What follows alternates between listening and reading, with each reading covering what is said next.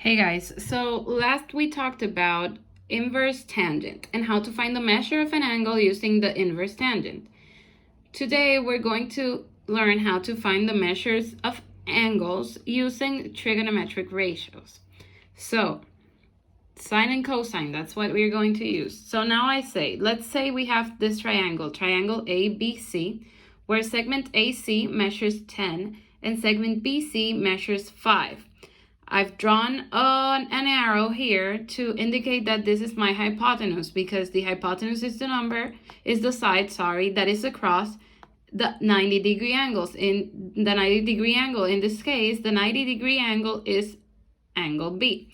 So let's say I would like to find the measure of angle A. If I look at angle A, which is this one, I know its opposite side, which is BC, and I know the hypotenuse of that triangle.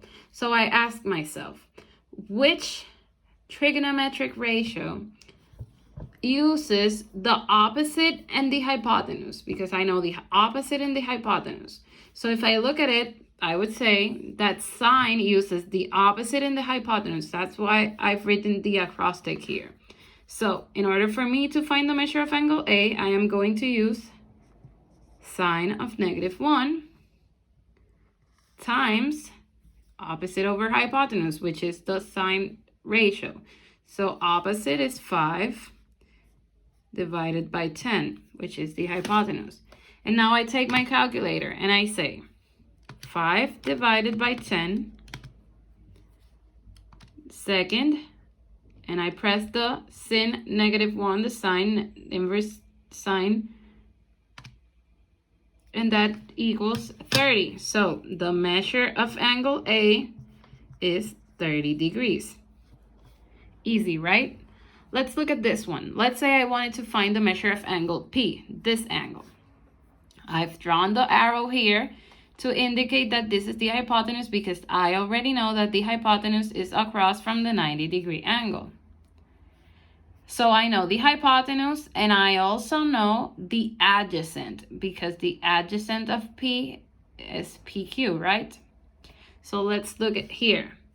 Which one uses adjacent and hypotenuse? Cosine. So the measure of angle P equals cosine of -1, adjacent, which is 7 over 13, which is the hypotenuse. Now I take my calculator and I say 7 divided by 13 second cosine of -1, and that equals that number. I'm going to round it to approximately 57 degrees. So the measure of angle P equals 57 degrees. And that's it.